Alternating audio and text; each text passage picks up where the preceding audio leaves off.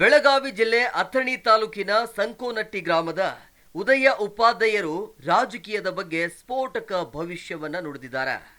ಪುರಾತನವಾದ ಶ್ರೀ ನವರತ್ನ ಚಿಂತಾಮಣಿ ಗಣಿತ ಸಿದ್ಧಾಂತ ಶಾಸ್ತ್ರ ಆಧಾರಿತ ನೀಲಿ ಹೊತ್ತಿಗೆಯಿಂದ ಭವಿಷ್ಯವಾಣಿ ನುಡಿದಿದ್ದಾರೆ. ಇವರ ಮನೆತನ ಕಳೆದ 25 ತಲೆಮಾರುಗಳಿಂದ ನಿಖರವಾಗಿ ಭವಿಷ್ಯ ನುಡಿಯುತ್ತಿದೆ. ವಿಜಯನಗರ ಸಾಮ್ರಾಜ್ಯದ ಕಾಲದಿಂದಲೂ ಇಲ್ಲಿಯವರೆಗೆ ಇವರ ಭವಿಷ್ಯ ನುಡಿಯ ಕಾರ್ಯ ನಡೆದುಕೊಂಡು ಬಂದಿದೆ. ಈ ಹಿಂದೆ 2018ರಲ್ಲಿ ಕುಮಾರಸ್ವಾಮಿ ಸಿಎಂ ಆಗ್ತಾರೆ ಅಂತ ಭವಿಷ್ಯ ನುಡಿದಿದ್ರು. ಇನ್ನು ಇವರು ನುಡಿಯೋ ಭವಿಷ್ಯಗಳನ್ನೆಲ್ಲ ನೋಡಿ ಅಂದಿನ ಮುಖ್ಯಮಂತ್ರಿ BS ಯಡಿಯೂರಪ್ಪನವರು ಮನೆಗೆ ಕರೆಸಿ ಸನ್ಮಾನಿಸಿದ್ರು. ಈಗ ಲೋಕಸಭಾ ಚುನಾವಣೆ ಹೊಸ್ತಿಲಲ್ಲಿ ಲೋಕಸಭಾ ಚುನಾವಣೆಯ ಬಗ್ಗೆ ಸ್ಫೋಟಕ ಭವಿಷ್ಯ ನುಡಿದಿದ್ದಾರೆ. ಅಷ್ಟಕ್ಕೂ ಈ ಬಾರಿ ನುಡಿದ ಭವಿಷ್ಯ ಏನು ಅಂದ್ರೆ ಮತ್ತೊಮ್ಮೆ ಮೋದಿ ಪ್ರಧಾನಿ ಆಗ್ತಾರೆ ಅನ್ನೋದು. ಹೌದು, ನೀಲಿ ಹೊತ್ತಿಗೆ ಪ್ರಕಾರ ಮೋದಿ ಮತ್ತೆ ಪ್ರಧಾನಿ ಆಗ್ತಾರೆ. ಹೌದ್ರಿ, ನಮ್ಗ್ರಿ BS ಯಡಿಯೂರಪ್ಪನವ್ರು ಭಾಳ ಹೆಲ್ಪ್ ಮಾಡ್ರಿ. ಹೌದ್ರಿ, ಯಾರು ಹರ್ಷ ಅದು ತಂದಾರ್ಲೆ ಅಲ್ಲಿ ನಮ್ಗೆ ವೆಂಟಿಲೇಟರ್ ಎಲ್ಲ ಕಳಿಸಿ ಈಗ ತಕ್ಕೋರ್ ಹೊಂಟಕ್ಕೆ ಈಗ ಒಂದು ಸ್ವಲ್ಪ ಅಷ್ಟೇ ಹೇಳ್ತಾನ್ರಿ. ಈಗ ಬಂದ್ ಮಾಡ್ರಿ. 2024 ಕರ್ನಾಟಕ ಲೋಕಸಭಾ ಚುನಾವಣೆ ಭವಿಷ್ಯವನ್ನು ನಾನು ಈ ರೀತಿ ಶತಸಿದ್ಧವಾಗಿ ಹೇಳುತ್ತೇನೆ. ಶ್ರೀ ನವರತ್ನ ಚಿಂತಾಮಣಿ ಗಣಿತ ಸಿದ್ಧಾಂತ ಶಾಸ್ತ್ರ ಆಧಾರಿತ ನೀಲಿ ಹೊತ್ತಿಗೆ ಆಧಾರದ ಮೇಲೆಗೆ ನಾನು ಈ ರೀತಿ ಶತಸಿದ್ಧವಾಗಿ ಹೇಳುತ್ತೇನೆ.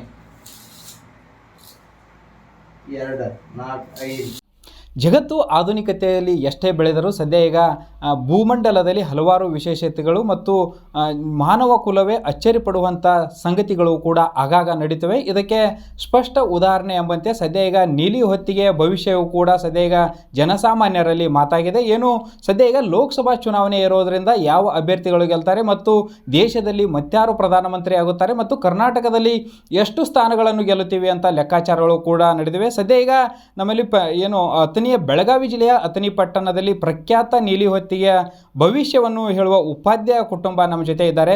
ಯಾವ ರೀತಿ ಸದ್ಯ ಈಗ ಕರ್ನಾಟಕದ ಚುನಾವಣೆಯಲ್ಲಿ ಸ್ಥಾನಗಳನ್ನು ಗೆಲ್ತಾರೆ ಮತ್ತು ದೇಶದಲ್ಲಿ ಯಾರು ಪ್ರಧಾನಮಂತ್ರಿ ಆಗುತ್ತಾರೆ ಎಂಬ ಸದ್ಯ ಅವರು ನಮ್ಮ ಜೊತೆ ಇದ್ದಾರೆ. ಉಪಾಧ್ಯಾಯ ಅವರಿದ್ದಾರೆ. ಗುರುಗಳೇ, ಮತ್ತೆ ಯಾರು ಪ್ರಧಾನಮಂತ್ರಿ ಆಗ್ತಾರೆ ಮತ್ತು ಕರ್ನಾಟಕದಲ್ಲಿ ಎಷ್ಟು ಜನ BJP ಮತ್ತು ಕಾಂಗ್ರೆಸ್ ಸ್ಥಾನಗಳನ್ನು ಗೆಲ್ತವೆ ಅಂತ? ಇದು 2024 ಲೋಕಸಭಾ ಚುನಾವಣೆಯಲ್ಲಿ ಮತ್ತೆ ಕರ್ನಾಟಕದ ಪ್ರಧಾನಮಂತ್ರಿಯಾಗಿ ಕರ್ನಾಟಕ ಚುನಾವಣೆ ಭವಿಷ್ಯವನ್ನು ನಾನು ಈ ರೀತಿ ಶತಸಿದ್ಧವೆಂದು ಹೇಳುತ್ತೇನೆ. ಈ ಸಲದ ಚುನಾವಣೆಯಲ್ಲಿ ನಮ್ಮ ಕರ್ನಾಟಕದಲ್ಲಿ 22ರಿಂದ 24 BJP ಸೀಟುಗಳು ಬರುತ್ತವೆ. ಮತ್ತು ಪ್ರಧಾನಮಂತ್ರಿಯಾಗಿ ಶ್ರೀ ನರೇಂದ್ರ ದಾಮೋದರ ದಾಸ್ ಮೋದಿಯವರು ಮುಂದುವರಿಯುತ್ತಾರೆ. ಕರ್ನಾಟಕದಲ್ಲಿ 22ರಿಂದ 24 ಸೀಟ್ BJP ಬರ್ತಾವ್ರಿ. ಇಲ್ಲಿ ಗುರುಗಳು ಏನಂದರೆ, ಕಾಂಗ್ರೆಸ್ನವರು 28ಕ್ಕೆ 28 ಗೆಲ್ತೀವಿ ಅಂತಾರೆ, BJP ಅವರು 28ಕ್ಕೆ 28 ಗೆಲ್ತಾ ಇದ್ದಾರೆ. ಇದರಲ್ಲಿ ಕಾಂಗ್ರೆಸ್ಗೆ ಎಷ್ಟು ಬರುತ್ತೆ, BJPಗೆ ಎಷ್ಟು ಅಭ್ಯರ್ಥಿಗಳು ಗೆಲುವಾಗುತ್ತೆ ಅಂತ? ನಮ್ಮ ಜ್ಯೋತಿಷ್ ನೀಲಿ ಹೊತ್ತಿಗೆ ಪ್ರಕಾರ 22ರಿಂದ 24 ಸೀಟ್ ಬರೋದಂತೂ ಗಚ್ಚರಿ. ಈಗ ಇದೇ ರೀತಿ ನಾವು ಅಪ್ಪಾಜಿ ಆದ್ರೂ 2018ರಾಗ ಕುಮಾರಸ್ವಾಮಿಯವರೇ CM ಆಗುತ್ತಾರೆ ಅಂತ ಹೇಳಿದರು. ಲಾಸ್ಟ್ ಟೈಮ್ 2019ರಲ್ಲಿ ಬೈ ಎಲೆಕ್ಷನ್ದಾಗ ಕರ್ನಾಟಕ ವಿಧಾನಸಭಾ ಚುನಾವಣೆ ಬೈ ಎಲೆಕ್ಷನ್ದಾಗ 12 BJP ಸೀಟ್ಗಳು ಬರ್ತಾವೆ ಮತ್ತು BS ಯಡಿಯೂರಪ್ಪನವರು ಮುಖ್ಯಮಂತ್ರಿ ಆಗುತ್ತಾರೆ ಅಂತ ಹೇಳಿದರು. ಅದೇ ಪ್ರಕಾರ ಸತ್ಯವಾಗಿ ಹೋಯಿತು. ಇದೇ ತೆರನಾಗಿ ಅವರ ಮಗನಾದ ನಾನು ಜೈನಕ್ಕೆ ಶ್ರೀಪಾಲ್ ಪಾರಿಸ್ ಉಪಾಧ್ಯಾಯವರ ಮಗನಾದ ನಾನು ಈಗ 28 ವರ್ಷಗಳ ಕಾಲ ಜ್ಯೋತಿಷ್ಯ ಹೇಳುತ್ತಾ ಬಂದಿರುತ್ತೇನೆ. ಅದೇ ಪ್ರಕಾರ ನಾನು LLB ಗ್ರ್ಯಾಜುಯೇಟು ಇರುತ್ತೇನೆ, ವಕೀಲಿಕೆನೂ ಮಾಡುತ್ತೇನೆ. ಪ್ರತಿ ಸಂಡೇ ಜ್ಯೋತಿಷ್ ಹೇಳುತ್ತಾ ನಮ್ಮ ಮನೆಯಲ್ಲಿ ಹೇಳುತ್ತಾ ಬಂದಿರ್ತೇವೆ. ಇದುವರೆಗೆ ನಮ್ಮ ಹೇಳಿದಂಥ ಭವಿಷ್ಯಗಳು ಯಾವುದೇ ರೀತಿ ತಪ್ಪಾಗಿಲ್ಲ. ಈ ಪ್ರಕಾರ 2024 ಲೋಕಸಭಾ ಚುನಾವಣೆ ಭವಿಷ್ಯ ಹೇಳುತ್ತೇನೆ. ಕರ್ನಾಟಕ ವಿಧಾನಸಭಾ ಚುನಾವಣೆಯ ಭವಿಷ್ಯವನ್ನು ಶ್ರೀ ನವರತ್ನ ಚಿಂತಾಮಣಿ ನೀಲಿ ಹೊತ್ತಿಗೆ ಪ್ರಕಾರ 22ರಿಂದ 24 BJP ಸೀಟ್ ಕರ್ನಾಟಕದಲ್ಲಿ ಬರ್ತಾವ್ರಿ. ಗುರುಗಳೇ, ಇದು ಯಾವ ನೀಲಿ ಹೊತ್ತಿಗೆ ಮತ್ತು ಇತರ ಹೆಸರೇನು, ಯಾವ ಆಧಾರ ಮೇಲೆ ನೀವು ಭವಿಷ್ಯವನ್ನು ನಿಖರವಾಗಿ ಹೇಳ್ತೀರಿ ಅಂತ? ಇದು ನಮ್ಮ ಮನೆತನದಾಗ ಬಂದು 24 ತಲೆ ಆಯ್ತು. ನಮ್ಮ ಅಪ್ಪಾಜಿ ಹೇಳೋದು 24ನೇದವರು, ನಾ ಹೇಳೋದು 25ನೇ ತಲೆಮಾರದಿಂದ ವಿಜಯನಗರ ಸಾಮ್ರಾಜ್ಯದಿಂದ ನಮ್ಮ ಮನೆತನದಾಗ ಬಂದಿದ್ದಾರೆ ಕ್ರಿಸ್ತಕ ಪೂರ್ವ.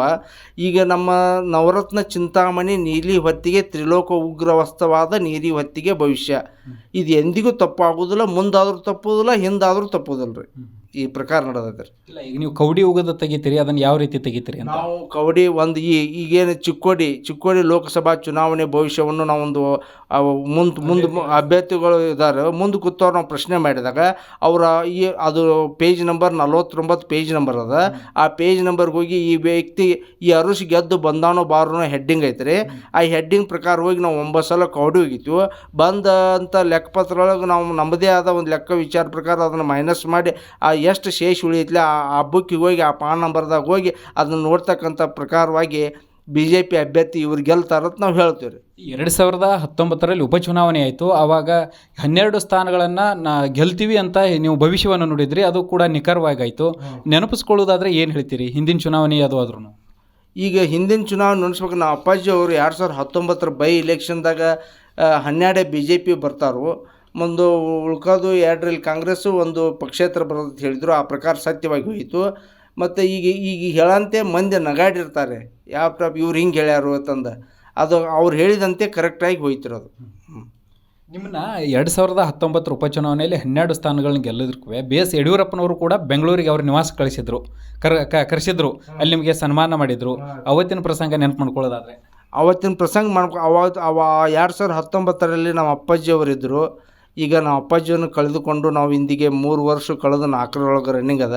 ಅದೇ ದುಃಖದಲ್ಲಿದ್ದೇವೆ. ಆ ಸಂದರ್ಭವನ್ನು ನಾವು ನೆನಪು ಮಾಡ್ಕೊಂತೀವಿ ಅಂದ್ರೆ ನಮ್ಗೆ ಒಂಥರ ಖುಷಿ ಆಗುತ್ತೆ. ರಾಜ್ಯದ ಮುಖ್ಯಮಂತ್ರಿಗಳಾದ BS ಯಡಿಯೂರಪ್ಪನವರು ತಮ್ಮ ನಿವಾಸಕ್ಕೆ ಕರೆಸಿ ನಮಗೆ ಸನ್ಮಾನ ಮಾಡಿದ್ದು ನಮ್ಮ ಕಣ್ಣು ಮುಂದೆ ಈಗಾದರೂ ಬರುತ್ತದೆ. ಗುರುಗಳೇ, ಫೈನಲ್ ಆಗಿ ಹೇಳಬೇಕಾದ್ರೆ ಕರ್ನಾಟಕದಲ್ಲಿ ಎಷ್ಟು BJP ಗೆಲ್ತೆ ಅಂತ? ಕರ್ನಾಟಕ ಲೋಕಸಭಾ ಚುನಾವಣೆ 2024 ಲೋಕಸಭಾ ಚುನಾವಣೆಯಲ್ಲಿ ನಮ್ಮ ಕರ್ನಾಟಕದಲ್ಲಿ 28 ಸೀಟ್ ಅದಾವೆ ರೀ. ಆ ಪ್ರಕಾರ 22ರಿಂದ 24 ಸೀಟ್ BJP ಬರೋದು ಗ್ಯಾರಂಟಿ, ಇದು ಶತಸಿದ್ಧ, ಒಟ್ಟು ಸುಳ್ಳು ಆಗೋದಿಲ್ಲ ನೀಲಿ ಹೊತ್ತಿಗೆ ಪ್ರಕಾರ. ಕಾಂಗ್ರೆಸ್ ಎಷ್ಟು ಬರುತ್ತೆ ಅಂತ ರೀ? ಕಾಂಗ್ರೆಸ್ ಒಂದು 4ರಿಂದ 6 ಸೀಟ್ ಬರ್ಬೋದು ರೀ. 4ರಿಂದ 6 ಸೀಟ್. ಇದಿಷ್ಟು ಏನು ಉಪಾಧ್ಯಾಯವರ ಭವಿಷ್ಯವಾಗಿತ್ತು. ಸದ್ಯ ಈಗ ನೀಲಿ ಹೊತ್ತಿಗೆ ಎಂದರೆ ಸದ್ಯ ಈಗ ಪ್ರಖ್ಯಾತಿಯನ್ನು ಪಡೆದಿದ್ದಾರೆ. ಸದ್ಯ ಈಗ ರಾಜ್ಯದಲ್ಲಿ ಏನು ಕುತೂಹಲ ಇತ್ತು, BJP ಅವರು 28 ಸ್ಥಾನಗಳನ್ನು ಗೆಲ್ತೀವಿ ಮತ್ತು ಕಾಂಗ್ರೆಸ್ನವರು 28 ಸ್ಥಾನಗಳನ್ನು ಗೆಲ್ತೀವಿ ಅಂತ ಸದ್ಯ ಈಗ ಚರ್ಚೆ ಕೂಡ ಆಗಿತ್ತು. ಆದರೆ ಸದ್ಯ ಈಗ ಉಪಾಧ್ಯಾಯವರ ನೀಲಿ ಹೊತ್ತಿಗೆ ಭವಿಷ್ಯದಿಂದ BJPಗೆ 22ರಿಂದ 24 ಸ್ಥಾನಗಳನ್ನು ಗೆಲ್ಲುತ್ತೆ ಮತ್ತು ಕಾಂಗ್ರೆಸ್ ಇಲ್ಲಿ 4ರಿಂದ 6 ಸ್ಥಾನಗಳನ್ನು ಗೆಲ್ಲುತ್ತೆ ಅಂತ ಸದ್ಯ ಈಗ ಭವಿಷ್ಯವನ್ನು ನುಡಿದಿದ್ದಾರೆ. ಇನ್ನು ಕರ್ನಾಟಕದಲ್ಲಿ 22ರಿಂದ 24 ಸ್ಥಾನ BJP ಅಭ್ಯರ್ಥಿಗಳು ಜಯಗಳಿಸುತ್ತೆ, 4ರಿಂದ 6 ಸ್ಥಾನ ಕಾಂಗ್ರೆಸ್ ಅಭ್ಯರ್ಥಿಗಳು ಜಯಬೇರಿ ಬಾರಿಸುತ್ತೆ ಅಂತ ಉದಯ ಉಪಾಧ್ಯಾಯರು ಭವಿಷ್ಯ ನುಡಿದಿದ್ದು, ಇದು ನಿಜವಾಗುತ್ತಾ ಅನ್ನೋ ಕುತೂಹಲ ಮೂಡಿದೆ. ಈ ಭವಿಷ್ಯ ನಿಜವಾಗುತ್ತಾ ಅನ್ನೋದನ್ನ ನೋಡಬೇಕಾದ್ರೆ ಜೂನ್ 4ರವರೆಗೆ ಕಾಯಲೇಬೇಕು.